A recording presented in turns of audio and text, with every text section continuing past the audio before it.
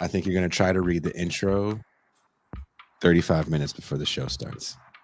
I am not going to do that. I look forward to reading a full book these days.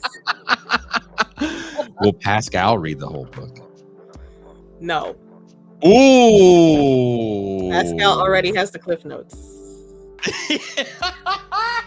Pascal will read the last paragraph of every chapter. Or will he read the whole book? Oh, it's Steve Paxton's book. We're talking to Steve Paxton on Saturday. But that's you're jumping the gun. We haven't even started the show.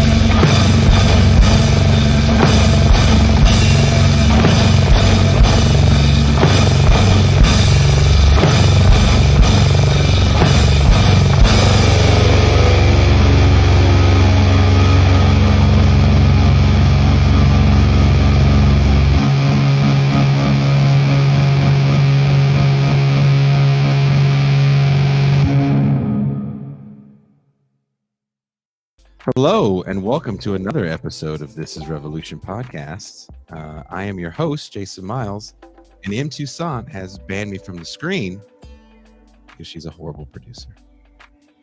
I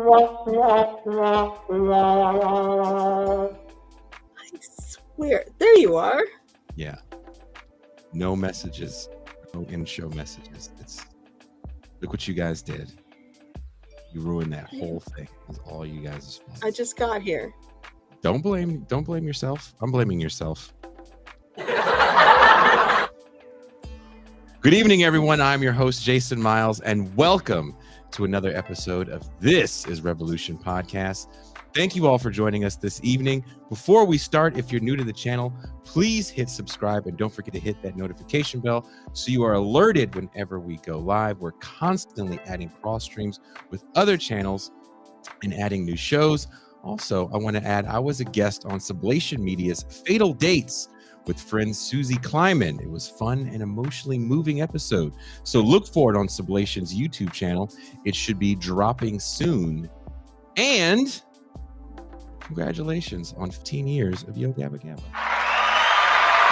a fun children's TV show that I got to be a part of. And rest in peace, good friend, Biz Marquis. We will miss you.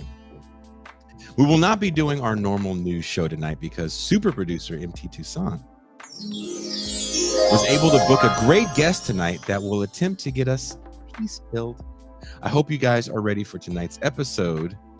That being said, if you enjoy what we do here at TIR and don't want to make the yearly or monthly commitment, show your support with revolutionary merch. MT, can you bring up the merch? Sure thing. Oh, see, you're just doing me dirty today. What did I do to you? What did I do? I thought we were friends. There's your precious merch. Is this all I am to you? Okay, you do the merch pitch then. Me? I don't have the notes. Oh, now you don't have the notes. Okay, 1 second. Let me see if I can pull up the notes. I don't even see the notes. I don't even see them. See, that's what you get. Okay, here. I hope you guys are ready for tonight's episode. That said, if you enjoy what we do here at TIR and don't want to make the yearly or monthly commitment, show your support with revolutionary merch. MT, can you bring this up on the screen real quick? So now they know that everything is written down. Thank you to all the patrons in YouTube and Twitch subscribers here. You guys are the oh so important cogs in the TIR machine.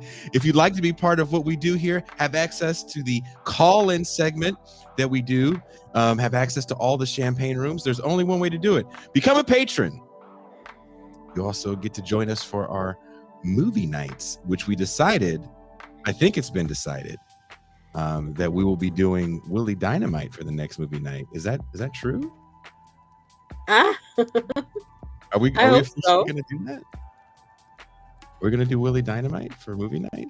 Well, let's bring in the man that made that executive decision. I'll have you bring him in because I'm having some problems with my computer right now. MT, please welcome the man of the Mau Mau Hour. He is the Joe Perry to my Steven Tyler. He is the Pascal Robert.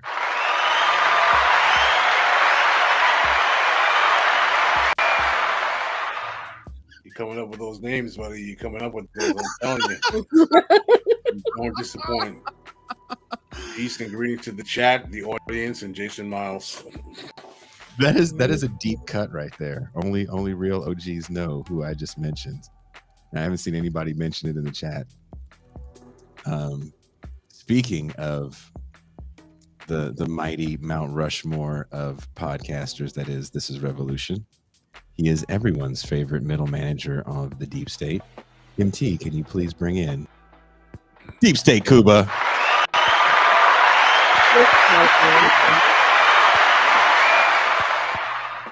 I feel like it's been forever since we've seen you, Cuba.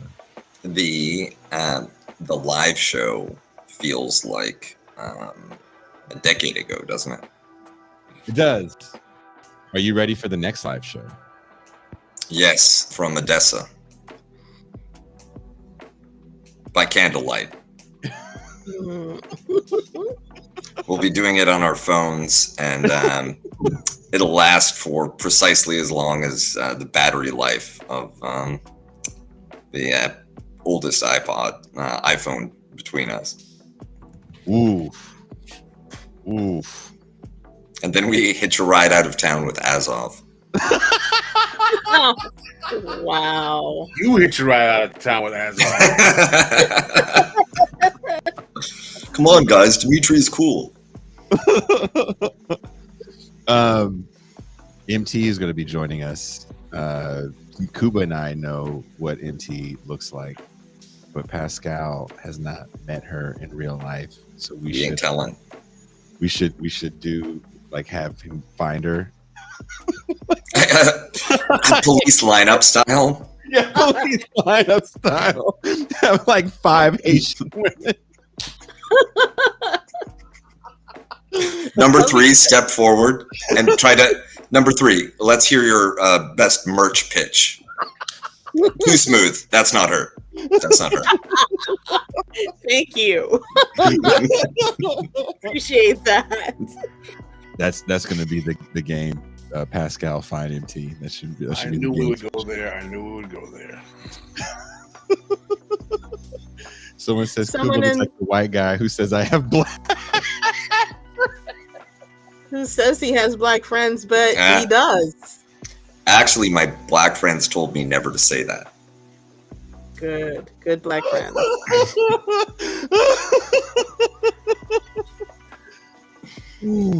Oh, wow. I'm over here trying to get serious about tonight's show, and the comments are just instantaneously. I just realized that like we've gone like a couple of weeks with like all black content. Mm-hmm. In terms of like the whole Kuba's probably like, wow, he's like integrated. He's like kind of like the Rosa Parks of our show right now. I uploaded. Never disagree with Pascal. So Pascal, I know you're not going to approve this. I was talking to MT as I was uploading the intro trailer for today, and I haven't uploaded an intro trailer in forever. And so it was my first time I got to look at like YouTube metrics and stuff, and I saw some comments, And someone left a comment and they said, "What happened to all the revolutionary content?" So I responded, "Kill Whitey." Yeah. Better? So we're not going to let Jason answer comments anymore. That's what that means. And that's why I don't answer. Change his Twitter password. Yep. I don't work, dude. So many people are running the TIR Twitter. Sometimes there's posts I'm like, I didn't say that. I feel like that's you and Jean. Do you want us to put our initials on it? Ooh. A little bit of accountability? No. What you do is you have to include an emoji, and the skin tone is coded to the co-host. Okay. I feel like Jean is going to be conflicted. Yeah. Like Florida Evan. Damn. Well, ask him what he uses in his personal life. I think Jean tries to use a tannish. Yeah, I think it's tannish too. I started with Simpsons Yellow, and I'll die with Simpsons Yellow. Oh, and people apparently think Pascal wants to join the new Black Panther Party. I don't know where they get that from. The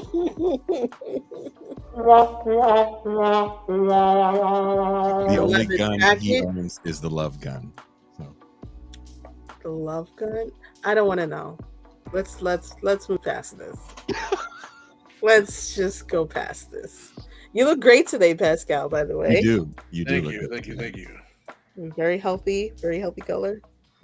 Yes, we got new lighting, mic stands. We're doing the thing. Take that, Brianna Joy Gray. Oh.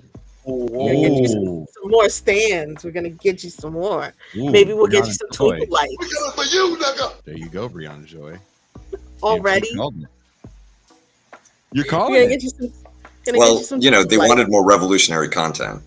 That's true. Gotta give the people what they want. Give them what they want. Intra left beef for no reason.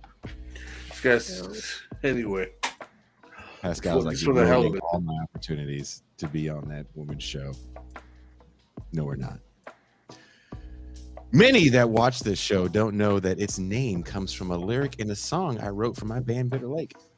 This is not war. This is not a war. This is revolution. We fight wars over drugs, crime, terrorism, and these wars, much like the more traditional ones the U.S. is a part of, seem to have no end in sight. The unintended consequences of these wars have the innocuous sounding name collateral damage. That collateral damage has polluted drinking water for entire populations, killed millions of innocents, and caused this country to lead the world in incarceration of millions. The war to end terror begats terror. Is it possible to even put peace on the table? Our guest today believes we should. He believes that through peaceful struggle, we can achieve a world without war. MT, can you play the intro video or do I have to play it? I think I can play it. I've never played a video before. How do you play it? Oh, no, I have to play it. You have to play it. Okay.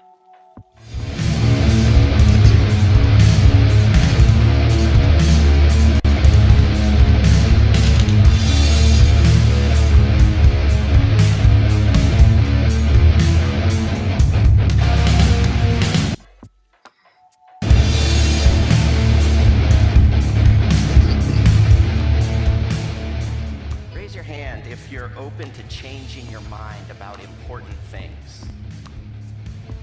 Now raise your hand if you think war is never justified. Some hands I think not raised, possibly because war culture is never questioned. Benjamin Franklin once said, "There has never been a good war or a bad peace. But it's perpetual war, much like capitalist realism, a ubiquitous part of life." We'll ask these questions and more. This is Revolution. Every person I've spoken to outside of Charlottesville, who I've asked, has had no idea that the reason a statue of Robert E. Lee is still standing in this town, albeit covered in black plastic, is because Virginia's state law bans the removal of war monuments. And I have never met anyone, anywhere, who has even considered the idea of banning the removal of peace monuments. The hardest part would be finding a peace monument to remove.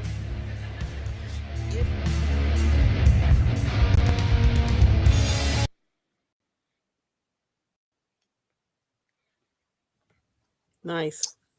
All right. Let's bring in our guest. Would you like to introduce our guest before you bring him in, MT?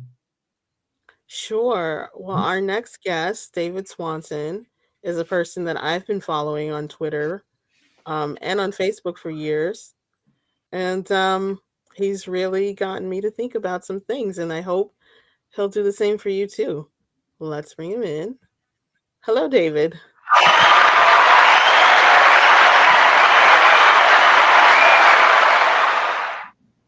Hi, thanks for having me. Great video. Thank you for joining us today. We're really excited about the show today. MT, did you want to start off with the first question? I actually wanted to start off real quick with this quote somebody posted in the chat before the show even started. So this is a quote from William S. Burroughs. This is a war universe, war all the time. That is its nature. There may be other universes based on all sorts of other principles, but ours seems to be based on war and games. Have you ever heard that quote before, David? I don't think I have. It's totally possible I've heard it and forgotten it, but I dramatically disagree with it. I think it's absolute nonsense. First of all, we don't know anything about the universe or even any other planets, just this one little rock. And virtually every species on it does not engage in war. It's just about ants and humans, although the ants are much more courageous and glorious in their wars than the humans. And most humans have never been near any war. We've been around for millions of years, and we've pretty much resembled what we are now for hundreds of thousands of years. And it's not clear that there was anything that you could call a war at all before about 10,000 years ago. And what it was closer to a violent sport than to what war is now. And it was sporadic. It was here and there. There's always some place with a war. There's always a million places without a war. And there are cultures and societies that have gone centuries with having wars and then gone centuries not having wars. And there is absolutely no requirement to have war. In fact, if you search the medical records of doctors worldwide back through history, the documented cases of suffering and PTSD from war deprivation is a grand total of 0. People do just fine deprived of war. In fact, most people who engage in war, even sitting in a trailer in Nevada and pushing a button and blowing up some people with a missile halfway around the world, they suffer. They suffer dramatically for it. So I don't know what it means for something to be natural, but if it means anything, it doesn't mean this. It doesn't mean this thing that everybody tries to avoid. The biggest war-making place on earth is the United States, and just about everybody in the United States avoids war if they possibly can. And the top reason anybody gets involved in it, they've been saying in surveys for years and years, is the lack of any other way to get to college, the lack of any other career path. You had 19 Congress members complain to Joe Biden that he was doing anything about student debt because that was bad for military recruitment. Got to keep them poor so you can force them into the military. I mean, if it was natural, why would you need $1 billion a year for advertising it? If it was natural, it would just happen. Now, I want to ask you about that. You recently wrote about that on your personal blog, about the fact that it was a big push from Congress to make sure that student debt relief didn't go through. And now we're seeing through the judicial system that there's been a kickback of student debt relief. And I haven't seen too much mainstream media attention about it. In alternative media places, I definitely seen it. But can you expand on that a little bit more about kind of the poverty draft, if you will? Well, there are obviously lots of interests opposed to ending student debt or making college free the way many countries do. And they include the bank's interest in making money. But the Congress members' willingness to talk openly about what used to be a bit shameful secret, that they're keeping people poor in order to get them into the military, it's disturbing that they now say that quiet bit out loud. And it's something that they've for years done without any shame when it comes to immigration. Oh, you want to be a citizen? Well, go in the military first. That'll make you a citizen. This is a poverty draft. Doesn't mean that nobody rich ever goes into the military. Doesn't mean that people don't go into the military for completely different reasons. Doesn't mean people don't have 86 reasons all in a big jumble for why they go into the military. But the number one reason that people tell is that active duty members of the military have told people in polls for years and years is that they didn't have any other choice. They wanted money for college. They wanted a job. They wanted a career. There was nothing else they could do in this country that is rolling in money, unlimited money for wars, even other people's wars, more money for wars in Ukraine than for anything else that this country does, and for billionaires, of course. Oh, we need some more billionaires. There's plenty of money, but the notion that you can't make college free, that would be a reckless spending of money, that you can't end student debt. The one country on earth that has not ratified the Convention on the Rights of the Child, that treats children so horribly, the one wealthy country on earth that makes it so hard to get an education, the country on earth that is the major holdout on basic human rights treaties and runs around engaging in wars in the name of a rules-based order. What does that mean unless it's, we make the rules, we give the orders? What about abiding by some of the rules that the world has created that you're holding out on as this rogue state because you know better? How is it better for kids not to be able to get an education? I'm not going to be able to afford to send my kids to college. I'll be able to afford the airplane tickets to Canada or Europe so they can go to college. But here, we're going to need some scholarships. David, I'd like to ask you a question, if you don't mind. Do you think that the origins of war are connected directly to the modern nation state and how it's evolved within its hierarchies? Do you think that the actual way in which government has evolved is one of the contributing factors as to why war became a normative part of what societies and nations and empires developed over times as a means to settle their disagreements?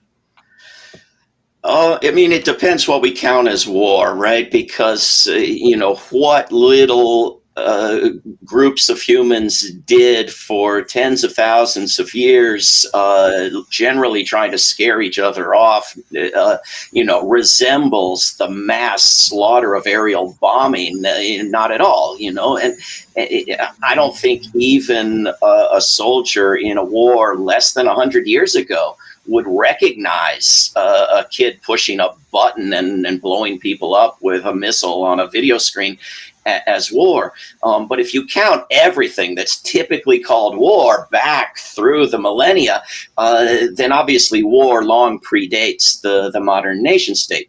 But if you ask yourself what keeps war going now, obviously it's nations. Obviously it's having set the United Nations up not as a democratic body, not as a body representing people, but as a body representing nations, with the 5 worst nations a little more equal than all the others, with veto power over everything.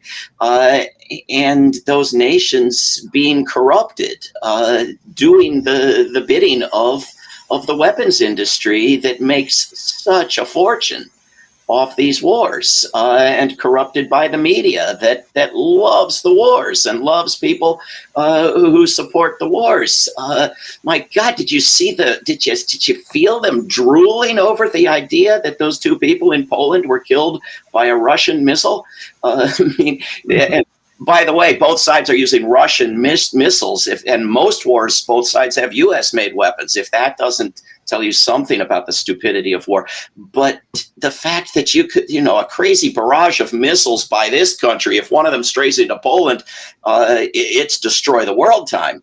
But if one of them from the other side strays into Poland, oh, well, nothing to see here, no harm done. It was a defensive missile, and now we needed defending from those two poor people. And, we don't need any long bios on what wonderful people they were anymore, as everyone was planning there for a couple hours. The madness of nationalism is a huge part of what sells wars. It's what gets Ukrainians to fight in wars. It's what gets Russians to fight in wars. And nobody does more nationalism. No country is more saturated in flag waving and patriotic shows than this one. Kuba, I know that you have a lot to say on this subject. So one thing that you mentioned earlier about how not fighting in wars has never triggered any PTSD, it's never harmed anybody, reminded me of Randall Collins' book, Violence, a Micro-Sociology. And that went into detail about the type of emotional trauma and the combination of fear, guilt, anxiety that soldiers experience before going into battle, and how much of warfighting, especially historically, has been determined by which side had a greater willingness to fight, because there's something profoundly unnatural about going all the way to inflicting physical violence on another person.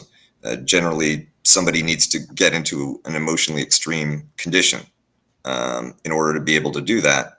And then afterwards, when what Randall Collins describes, the forward panic runs out, then you have to live with the consequences of what you did. But so I think that largely supports what you're saying, that this is these conflicts are they cut against some essential elements of human nature. People are a social species, not quite the same way as ants, but we have social instincts. Most people have to get over a significant empathy inhibition before they're willing to harm somebody else. But he also points out that there is what he described as a violent elite, a 1% or perhaps even fewer of soldiers that don't experience anxiety or fear and in the face of battle, and that makes them extraordinarily effective. And that trait lines up imperfectly, but not coincidentally, with what would be described as psychopathy or sociopathy in other circumstances.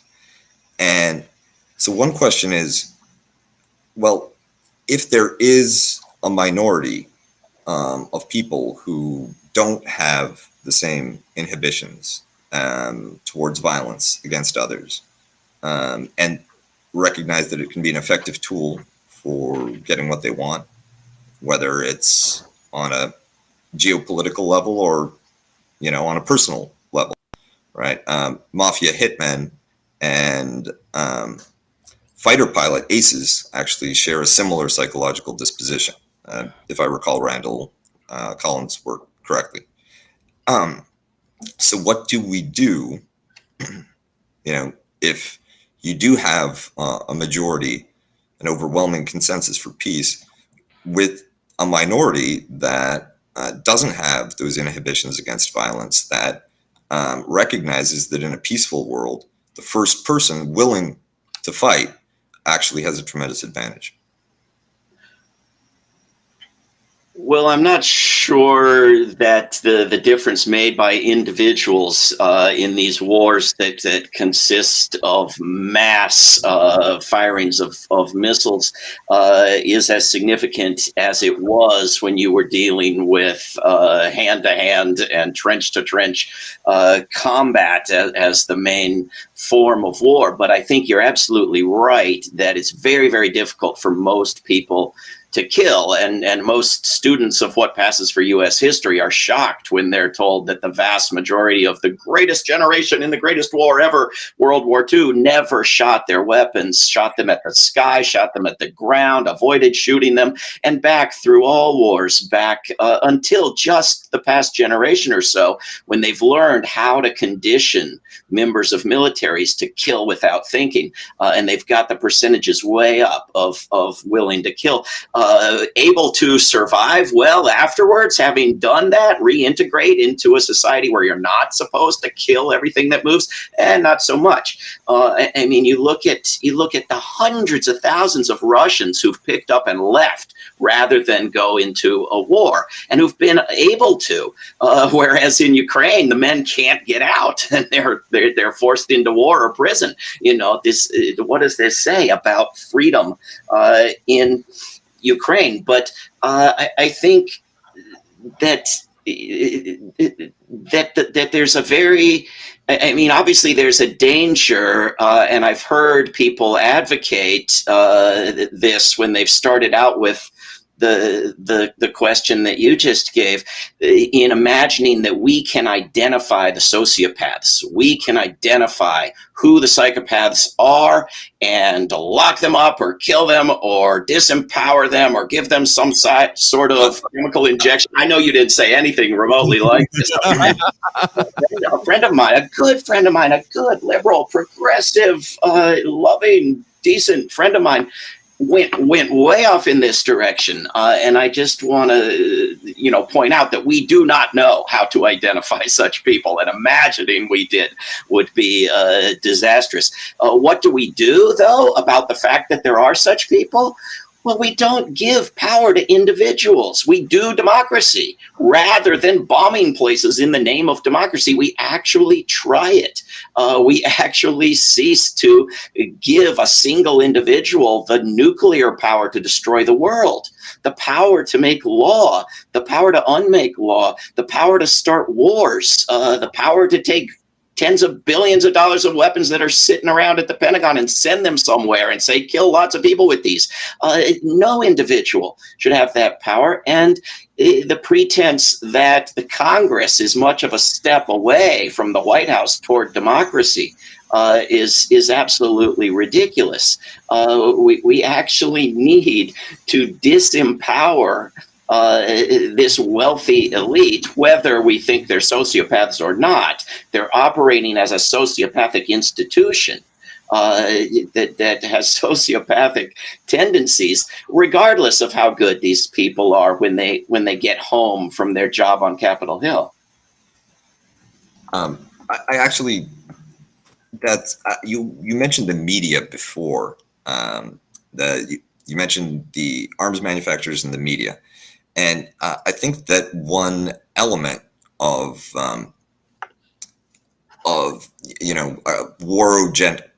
one major requirement to get a nominally democratic, but even under an authoritarian system like in Russia, to get a people on board with a conflict, you have to break down those barriers of empathy. You have to make people familiar with, even comfortable with violence, and have a way of dehumanizing, distancing the victims away from the feelings of compassion or sympathy that would get in the way of. And you can see that in warrior cultures, there's violent rites of initiation, like in Sparta, a boy didn't become a man until he murdered a slave in this specific type of guerrilla warfare exercise. In some Mesoamerican cultures, you had human sacrifice play that role of acclimating, making people comfortable with violence and elevating what is normally abhorrent into something to be celebrated. Do you think that the media in the United States, especially, and not just the news media, but if you think about the role of sports in defining teams and in making people comfortable with physical aggression or entertainment, plays a similar function with the American public, making them comfortable with war? Oh, no question whatsoever. And many of us have been screaming for decades, why won't you show the victims?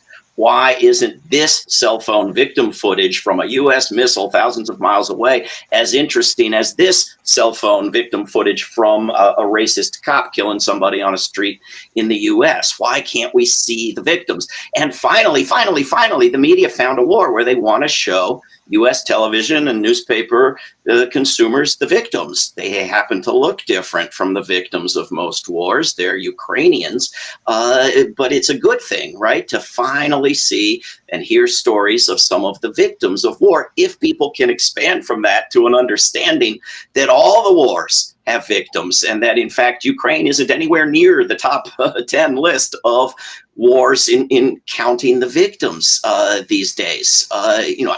Here in Charlottesville, we had 3 football players murdered the other day, and everybody was horrified. And I'm glad, 100% glad. They should be horrified. But George W. Bush killed 1 million people, and he's doing a pep rally with Zelensky with no shame, and nobody has any problem with it, right? And it's not just because it's bigger numbers, so it's a statistic, not a person. It's because it's the wrong kind of people. It's foreign people. This is the prejudice that even your very best, most progressive, anti-racist, anti-bigot person is still allowed to have. Foreigners, distant people, collateral damage, the people killed in war. Well, why? Because it's war. It's okay if it's war. We had these 2 people killed in Poland. There was either a horrible, worst murder of the century, or perfectly fine and just an unfortunate accident, depending on where the missile came from. We have lawyers go into Congress and say, well, these people blown up with this drone missile, either that's a horrible case of mass murder, or it's perfectly fine. It depends on whether it's a war or not. And we don't actually know if it's a war because President Obama won't show us the memo where he said if it's a war, so there's nothing we could say. This is, why do we have this institution called war that excuses murder, mass murder? You have a war, you can't cheat on your taxes, you can't shoplift, you can't rape, you can't assault, but you can murder. Why? It makes no sense. Pascal, do you want to add something to that? Well, to answer the question why, I would argue because some powers believe that violence is the most effective ways to secure those things in which is important to them, which is material wealth, resources, and more power. That forcing people to be compelled through physical violence is effective. But it's not as effective as nonviolent action, and this is well established now. If you look at the list I've made at worldbeyondwar.org/list, these are dozens of cases through history where nonviolence was used instead of war. Can you give a somewhat recent example of that? I did read through your list. I'm not going to sit here and lie and say I had a chance to read every link for every historical moment, but I did go through all of them, all the way down to, was it the last 85. one? 85 BC? Oh, no. I remember there's 85 entries on the list. I didn't get through it all myself because when I hit the 1971 case in the Polish shipyards, that was a rabbit hole I never emerged from.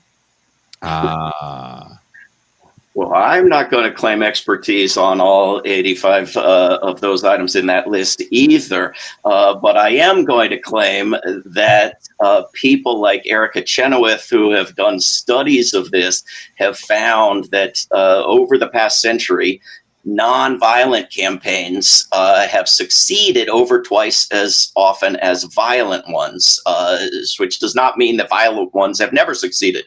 And it certainly does not mean that nonviolent ones always succeed. They usually fail. Both types usually fail. But if you're trying to resort to the strongest tool available, because it has the greatest chance of success, it's nonviolent action. And I love that this show contrasts, and the song you mentioned as the origin for the title of the show contrasts war with revolution, and that you have all these images of the Russian Revolution, which was principally nonviolent and was preceded by the nonviolent actions of 1905 that radically changed Russia and were a step, and was a revolution that took Russia out of World War I and said no to that insane war, but of course launched, over a century of the United States hostility and violence toward Russia, beginning with sending in troops until 1920. But recent examples, there are dozens, and you look just back to the Arab Spring, and you look at people in Tunisia or other countries across North Africa, the Middle East, overthrowing dictators. You look at Liberia, where the women back when this country was attacking Iraq and launching this whole series of catastrophic wars, these women in Liberia were, through nonviolent protest, risking their lives in the streets, forcing the two warring sides to come to the table, and then surrounding the room and not letting them out until they made peace. We can question what tactic will work in a particular circumstance, but we can't take seriously the sort of CNN choice of war or do nothing, when there are dozens of people showing that there are all these things that work better than war. Can I ask you a personal question? And I ask this question to the panel and even to the chat, and people that want to comment later. I'd love to hear what you guys have to say. Did the anti-war peace movement die after Vietnam? I know there's been anti-war protests since Vietnam, but as a movement that people really want to get behind, a peace first movement, has that energy, did it kind of fizzle out after Vietnam? Take my answer off here. I think the obvious short answer is yes, but it's complicated a bit by the fact that we're always short on the sort of movement we should have, and we're also always short on coverage of what movement we've got. So there's always been a lot more activism going on than we know about, but it's never been what it should be. And it's further complicated if you look at the global scene. I mean, they just had big peace rallies in cities around Italy with political leaders of their government coming to the peace rallies and speaking against any more weapons for Ukraine, demanding negotiations and peace, and things that get you kicked out of the Progressive Caucus in Washington. So it depends, and it changes all the time where the action is, which country you're allowed to say peace in at the moment. What say you, Kuba? Well, I think that the peace movement in Vietnam was that there was a structural and institutional basis for it, which is no longer operative, and that's the draft. When people who had no interest in fighting, who were frightened of doing it, and who would seek a way to escape it rather than be forced into either becoming a fugitive or a soldier, that created the kind of mass mobilization that allowed the movement to flourish. And it was a very canny strategy on the part of the United States Department of Defense to switch to an all-volunteer force, because then many people who might be worried about the perpetual conflicts created by American foreign policy, they no longer have a personal stake and they can tune out. While the people who do end up in the service are either have a mentality which makes them willing to accept the possibility of death or dismemberment for their country, service they call it, or that are economically or socially marginal enough so that they're fully disposable.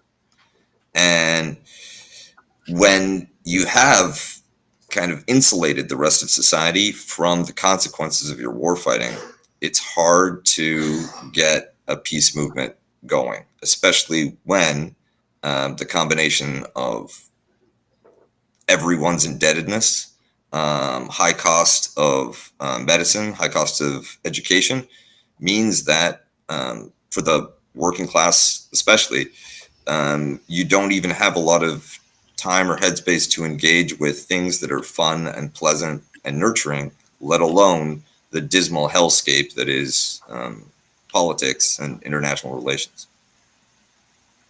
Pascal? I would. Oh, I'm sorry. Tucson. Oh, no, go ahead, Tucson. I'm sorry. Okay. I would add to that also.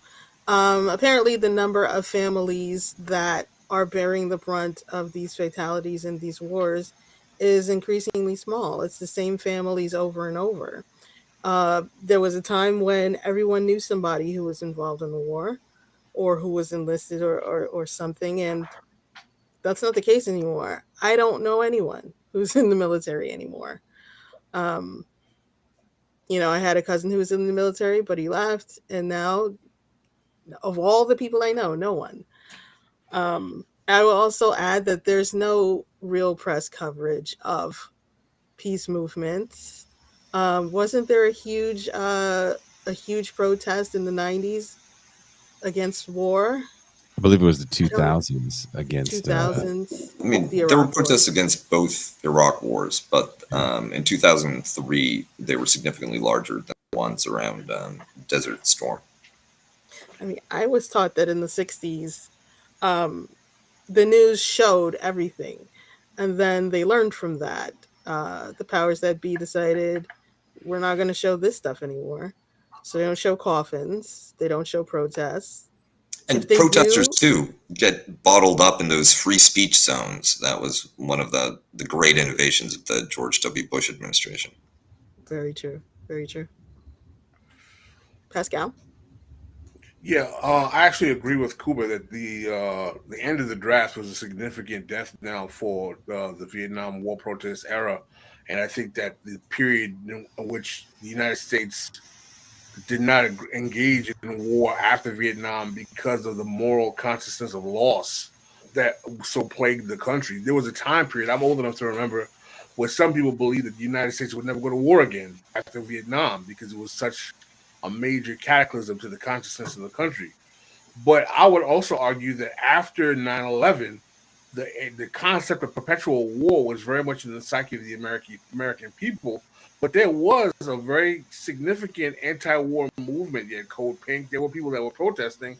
And I would actually say that the anti-war movement after 9/11 was killed very effectively by the presidency of Barack Obama, because his illusion of hope and change was a very convincing means of getting people to believe that he was going to offer some kind of alteration to the normal machinations of American military and the functioning of the American military industrial complex. And they were wrong. He was as belligerent as Bush. And I think that one of the worst consequences of his presidency is that it neutralized any kind of real anti-war effort at all. I mean, and can we also bring this conversation down to the domestic level as well? Also, that's why I wanted to bring that up in the opening statements. I think when we use the terminology of war, it doesn't just stop at the international level with drone bombings. I mean, we've seen drone assassinations here domestically as well. We have an extremely militarized police force throughout the country, even in much smaller municipalities that don't have anywhere near the crime threat of major metropolitan cities, but still you see the flak jacketed police, the battering ram tank like vehicles that they have. A few years ago, when I was still in West Oakland, there was a group of women, I believe they still have an organization called Moms for Housing, that had commandeered vacant housing that was owned by a multinational corporation. It was vacant for some time. And they were living in it with children. They were doing a news drop on Democracy Now!, which comes on at about 5 a.m. our time on the West Coast. And they had to immediately get taken out of the studio because the police had come there with the battering ram tank-like vehicle to expel unarmed women and their infant children out of a home. And it was because of so much national media attention that eventually the corporation sold the home to the city of Oakland, who let the moms stay in there. But there's something to be said about war on drugs, on crime, hell, even on poverty. What say you about the verbiage, the acceptable verbiage of war, and how we accept it into the psyche? Can I just piggyback Sure. one other observation there? After 9/11, there was a debate about whether to treat the attack on the Twin Towers as a criminal matter rather than an act of war. Mm-hmm. That it would actually send a stronger message to work to reduce Osama bin Laden, Al Qaeda, the perpetrators, to criminals, murderers, rather than elevating them to warriors. And that it would also mean that the tools at your disposal would be those of law enforcement, investigation, Interpol, right? Maybe let's say European law enforcement rather than the American version, which is war by a different name. So is that like with that distinction between like civil criminal procedure and war fighting, where violence is the single tactic, is that something that could be useful, right? Like we respond to violence as a crime, not as a symmetrical war conflict. Can I piggyback off your piggyback? It's a totem pole now. Mm-hmm. It's a totem pole now.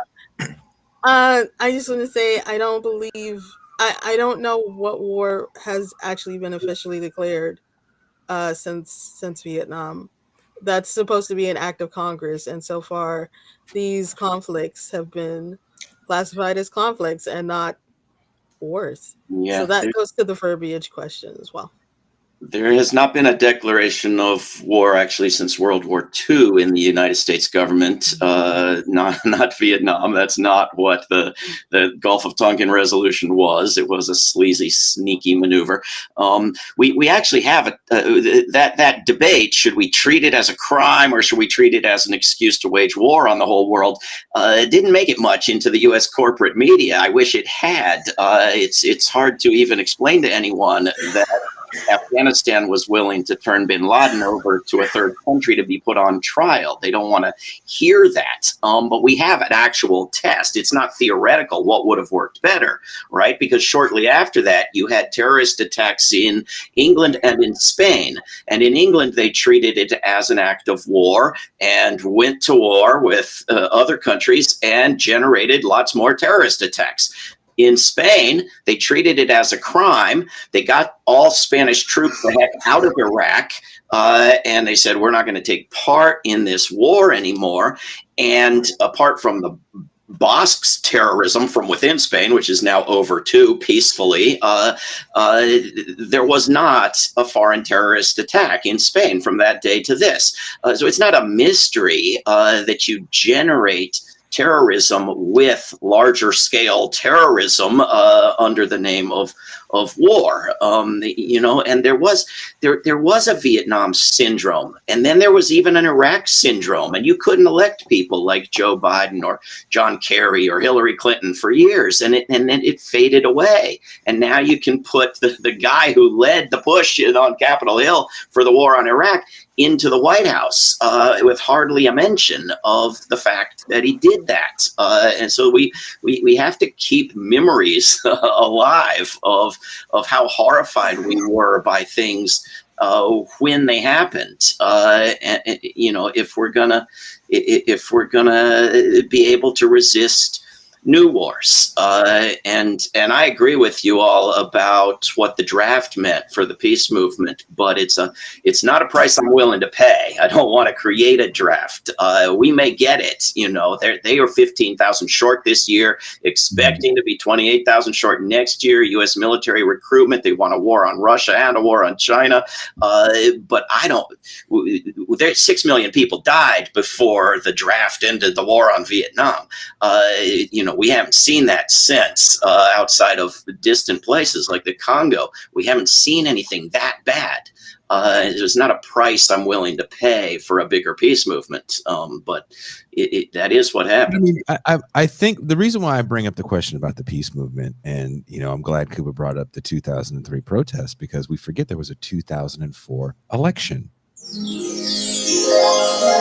And that was the election to take out the warmonger. And what happened? Anyone? Well, some people thought it was stolen in Ohio. Well, you put him up against a guy who was for it before he was against it before he was for it, which was not a peace candidate. And then you came back in 2006 and gave the Democrats both houses with the top position of every voter being, we want to end the war. And the Democrats came in and escalated the war and said, we want to escalate the war so we can run against it again in 2008, and defunded the peace movement and put everything into electing a Democrat to an imperial throne in 2008. You can read a book called Party in the Streets by a couple of academics who went around and surveyed everybody at giant and small peace rallies for years. And there's no question, we had a significant peace movement in 2002, 2003, 2004, 2005, because the Democratic Party was pretending it cared about peace, and people who identified principally with the Democratic Party thought they could be for peace. And it disappeared for the same reason. The Democratic Party is not for peace anymore. I don't have to be. And so if we had people who were for peace first and the political party thing was secondary, we would have had more lasting power for a peace movement. Do you think that there could be progress made on the cultural front that isn't depending on political leadership, where the kind of media consumption, the kind of media diet that primes Americans to valorize conflict, to normalize violence, to make that distinction between Americans and foreigners in terms of the value of human life, to conflate a metaphysical good and evil with the sides of a conflict, with us or against us. How could you deprogram the culture? And would that be a place to get started that would rely less on electoralism and on political elites? When nobody ever voted themselves the right to vote, activism has always changed the world far more than voting alone. There is no question. We need to share videos like this one, and papers and books and artwork and music. We need to reclaim peace holidays. Veterans Day didn't start out as Veterans Day. It started out as a peace holiday and was transformed into a war holiday after the destruction of Korea. If you go to peacealmanac.org, you find something significant on it each of the 365 days, including numerous holidays to reclaim and recreate. And I see people in the chat saying, should, weapons dealers be allowed to fund campaigns? Well, they shouldn't be allowed to secretly pay sports leagues to celebrate militaries before games. They shouldn't be allowed to fund think tanks and university centers. They shouldn't be allowed to send members of the military into schools. And no, they shouldn't be allowed to fund campaigns or to build one weapon in 86 pieces in 86 different congressional districts to hold those jobs over people. And they shouldn't be allowed to have stock in weapons companies bought by Congress members, some of whom openly brag about how much money they're making off the next war. I mean, we should bring back the concept of shame. That there was a much bigger peace movement than the 60s in the 20s. And in the 30s, it was still shameful. And you had congressional hearings on the shame of profiting from war. That people would laugh at the very idea now. We have to work on changing people's minds, but it's not a difficult thing. If you can talk to somebody for an hour, you can dramatically change their minds, because most people don't know basic facts about militarism and about the unique role of the United States in global militarism. They don't know that 80% of the weapons are coming from the U.S., that 90% of the foreign military bases are U.S., that the U.S. is the biggest arms dealer to the dictatorships it claims to oppose, that it wages more wars than anybody else, that no other country does, that the U.S. has given more free weapons to Ukraine than Russia's entire military budget. Nobody knows basic facts. And so it's not hard to start changing their thinking if you just get to talk to them for a little bit. Well, thank you very much, David, for joining us for this hour. That is David Swanson. Wherever you're watching the show, there are links in the description to read David's work. Will you be joining us in the champagne room? Will there be champagne? Yes. Of a sort. That's where you go to speak your mind and not get canceled. Yep. Yeah. Yep. So you can say everything you said with like an F-bomb on the back. The free speech is the champagne. Cuba. God damn it, Cuba. Dennis the poet. I would give you a hug right now if you were in front of me. He's a poet. Hoping if you're wearing pants. I mean, if you have pants on. Never. Never. The bang dang is bing banging. I wanted to say that we're all aware of we're all on the internet. We're all aware of the concept of red pilling. I was hoping today to maybe peace pill the chat and the panel. How do you think we did? I don't know. Well, you didn't know that was my goal. I snuck you in. What do I always say, MT? This shit is chess, not checkers. Hey. So even though I love weed, what does that mean?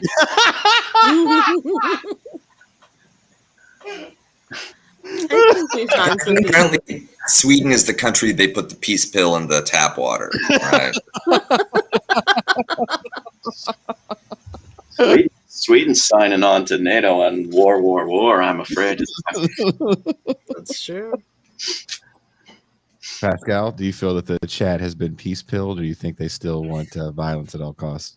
No, man. I think that one of the premises of having good left praxis is to be anti-war. I think there's room for more peace talk. Cuba, are you down for peace talk? War is, for me, of course it's bad. A lot of things are bad, but it's also incredibly wasteful and inefficient. And that offends my consultant brain. There are better ways to invest that productive capital. There are, for instance, climate change, demilitarization on a global scale takes care of climate change in a day.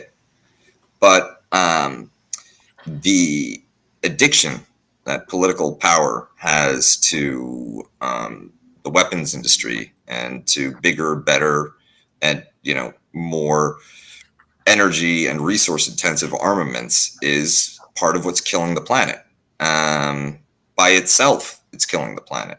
And I don't know how to get out of. I unfortunately, I kind of agree with the William S. Burroughs quote at the beginning, right? We're in a war universe right now. How do we get out of it? How do we change the programming? And that is a devilish problem. I'm glad that, David, you're putting your energy into it, because honestly, it's too hard for me. And it should be one of the tenets of not just the left, but any movement that calls itself humane, let alone humanist, let alone democratic, should aim for the abolishment of war. I think that's it shouldn't be a point of contention. The question is, how much war do we need to get to that point, if we can ever? And I realize that there's 89 cases where peaceful pressure achieved what violence could not. And I would love that to be the next chapter of our collective global political evolution. But if I had to bet, it would go the other way. Well, the point is not to analyze the world, but to change it, or something like that. Somebody said, whose picture I saw at the start of the show. I'm no better at making predictions than anybody else. I'm just interested in at least going down trying. And the U.S. military not only has more money than most countries in the world's entire economies, but it produces more greenhouse gases than most entire countries. There are 30, 40 countries that produce more. You take all the militaries of the world, if they were a country, they'd be number 4 in greenhouse gas emissions, and they're left out of the treaties. They have these big conferences. They go to Egypt and kiss up to a dictator and have a conference, the 27th one after 26 abysmal failures. They're going to deal with the climate. And they don't even pretend to be serious, because they leave militarism, which is 5, 6, 7% of all greenhouse gas emissions, out. Free pass. We can pretend that the militaries are destroying a different planet, like we got 2 of them. On top of that, the money. It's not just a side issue. The money kills vastly more people than the wars, and that's going to be true until the wars go nuclear, because you can take little fractions of the money that's being spent on these wars and transform the world. You can end starvation on the whole planet for $30 billion a year, and that's just like one Ukraine weapons bill out of Congress. It's 3% of the $1 trillion that the U.S. puts into militarism every year, just the U.S., right? The Green New Deal, the wildest dreams of advocates for a Green New Deal don't approach 20% of the military budget, and the Green New Deal pays for itself. It's a money maker, but not a world destroyer. So the money is absolutely central to it all. The sinews of war are endless money. Well, on that depressing note, I'll be on Movie Night Extravaganza tomorrow talking about Bulworth with Forrest and Conan and friends. Good movie. And we'll see you guys in the champagne room. Should we turn the calls on, MT? Yeah, I think people have things they want to say. Okay, do you want to listen to them? If they make it quick, how about that? We're gonna do a quick champagne room. We all of us except for Kuba have a lot of reading to do for Saturday. Right. And I have to rewatch Bulworth. All I remember is that song. Can you sing it for us? What song is that? Ghetto Superstar? Can you sing the hook? Can you? No. You know it. Do I? Yeah, a little bit. Can you just hum it? You're an all-star.